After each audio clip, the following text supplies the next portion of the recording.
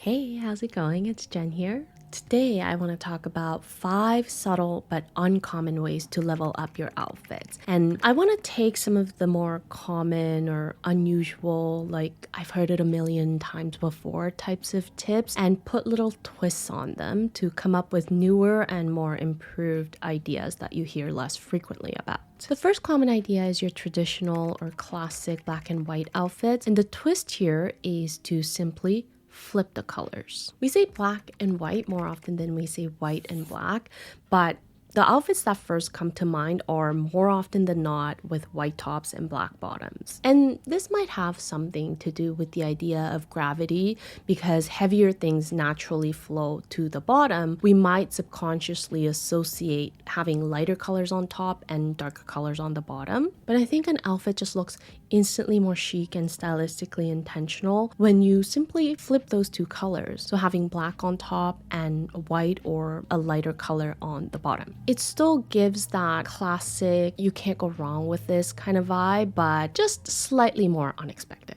Now, if you live in a rainy city like I do, then you might reserve your lighter colored bottoms for the less rainy seasons like summers. So you might think that this tip can't really apply to you right now, but I actually think the idea of flipping the two colors can apply to any color combinations where you're using at least one neutral color. For example, burgundy and gray has been a very popular color combo trend last fall, and more often our brain naturally thinks of having a louder color on top with neutral bottoms to be more common, but simply just flipping that combo around can add a little more visual interest. And we do this all the time without even thinking about it or realizing. So the next usual color combination that comes to your mind, just try flipping the colors around and see how that can give you a new feel to putting an outfit together. The second common tip or idea is using a monochromatic or tonal, or the so-called tone-on-tone color theme. And the twist here is to use tone in tone instead. Here in the Western or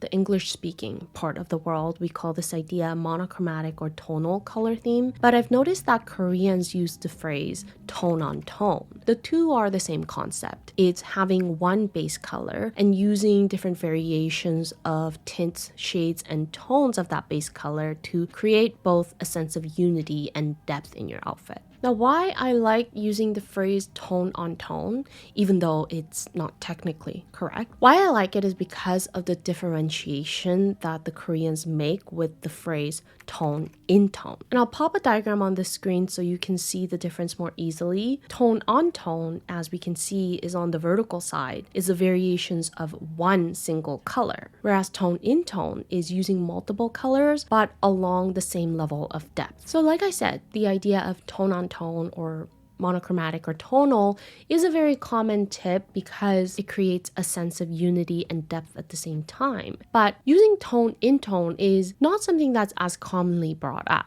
But I think it gives a different sense of variety to the overall look, and it feels like a more approachable way of using multiple different colors because you're still keeping that same level of depth across all of the colors. What typically comes to mind when we think about using a lot of colors is having a vivid color on another vivid color. And I guess technically that can be considered using the tone in tone method, since all of the vivid colors can fall within the same depth range. But when you tone down all of those colors to a similar depth or lightness, the overall combination looks far less overwhelming or striking. And that's what I mean by this feeling more approachable. You're still able to have fun with a variety of colors. You just need to remember about maintaining that one level of depth. Especially when so much of what we've been seeing in recent years has been all about having a neutral color palette with your beiges and grays and black and white, or using one color to create that tonal look. I mean, if the idea of neutrals and simplicity and having a minimalist wardrobe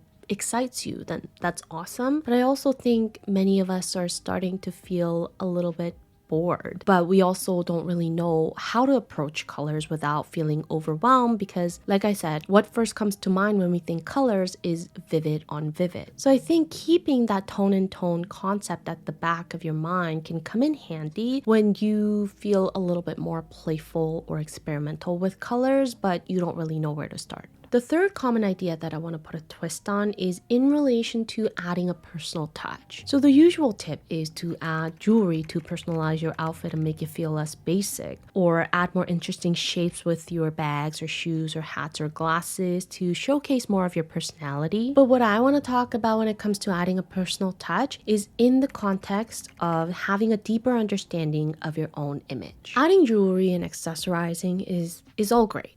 But if you really think about the people who are admired for having their own sense of style, what I think all of them have in common is they have this deeper level of understanding when it comes to how they come across as naturally. So they know exactly the overall mood they portray, and then they dress accordingly to that. I'll give you a few popular examples to help explain what I mean. If we look at Carolyn Bessette-Kennedy, her style is obviously iconic, but it's also very, very simple. And this simplicity is not just found in her clothes. You know, her clothes are obviously very 90s minimalist in their colors, silhouettes, lack of embellishments, and stuff like that, but also in her accessories and styling. She wore very simple sunglasses, very minimal jewelry. You don't come across any photos of her wearing any extravagant like necklace or earrings or bracelets, if she's wearing any. Even the way her hair is styled is extremely simple. So what exactly made her style so iconic? I think that apart from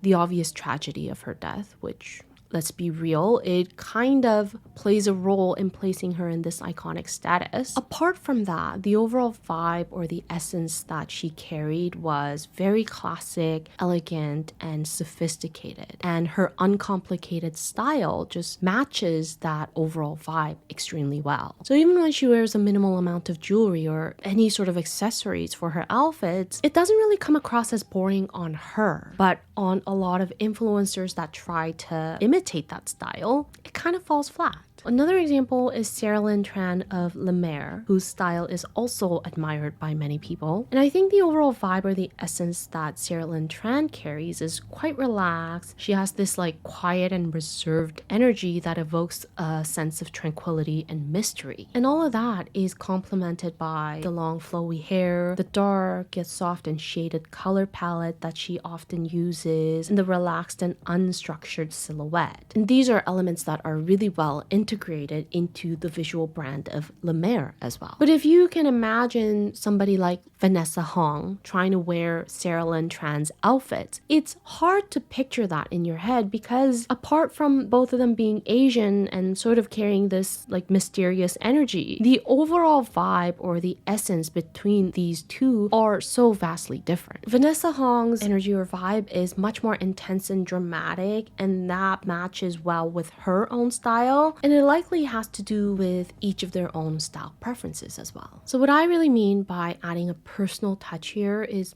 again, it's not about adding jewelry or accessorizing your outfits, even though all of those can play into this whole thing, but it's more about having a deeper understanding of your own energy and creating your own sense of allure through finding that fine balance of combining the natural vibe that you portray with your own stylistic preferences. And I think those are the exact people whom we end up admiring for their style and who gain that iconic status stylistically. Now, the next topic I want to talk about isn't necessarily a common tip with a twist, but is more of an underrated or an overlooked area, which is your hair, and specifically styling your hair in accordance to your outfits. If we had to come up with a common tip for this topic, I'd say accessorizing this area with things like hats or headbands or hair accessories. But what we often miss is talking about styling your hair even when you're wearing things like hats or headbands. Because I feel like oftentimes the reason why we wear hats is to cover up our bad hair days.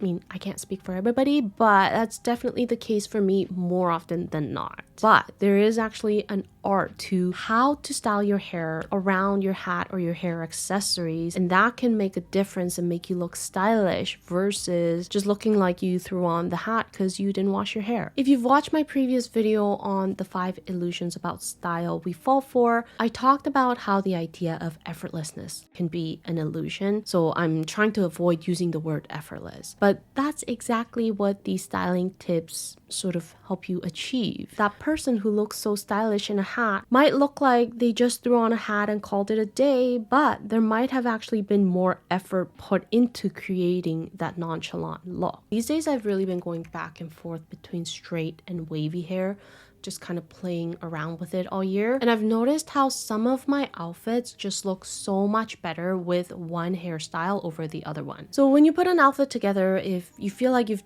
done everything correctly and something still feels off, there's a really good chance that it's your hair. So you might want to try styling it differently, or wearing it up, or wearing a hat or hair accessories or whatnot. I just think that styling it in accordance to your entire outfit can make all the difference in the world, and it can really make an outfit go from just okay to great. The last common tip I want to cover is educating yourself on fit and proportions. And the twist here, or what I think is more effective or realistic of a tip, is to pick one theme. And why I say that is because the common tip isn't just about fit or proportions. It can also be about educating yourself on things like colors or textures. Like, all of these topics are the basics of putting an outfit together so they can be your foundation. And building a solid foundation and educating yourself and gaining more knowledge is all great. And it can really make an outfit go from bad to good, but I think it's hard to make it go from good to great. Why that is because it's overwhelming when you're trying to put all of these things together. You first have to think about your body type and what kind of fit, and then it's about your essences and your face, and then you gotta find your right colors according to color analysis. Oh, and you can't let the outfit fall too flat or one note, so we gotta add some textures in there to make it more interesting. And that doesn't even include your own preferences or your stylistic vision. And I think that throwing all of these concepts together and trying to gain clarity and unity from it often just leads to an outfit that kind of feels mumble jumble. Maybe that's not always the case, but just to simplify and to make the outfit feel more impactful, I think the key is to pick and focus on one theme, whether it's shapes and silhouettes or textures or colors. So you could come up with an outfit that has like a smaller element of the right silhouette and then the right colors that is safe for your skin tone, plus a small element of texture in there just to make the outfit feel a bit more interesting. All of which are going to be combined to create a very cohesive outfit. Or you could turn up the volume on playing around with the silhouette and more interesting shapes while keeping the colors and textures pretty simple. Or you could go with like really bold color choices to make that the focal point. Or it could be a really big element of texture to create an obvious statement. Neither way of doing things is right or wrong, obviously,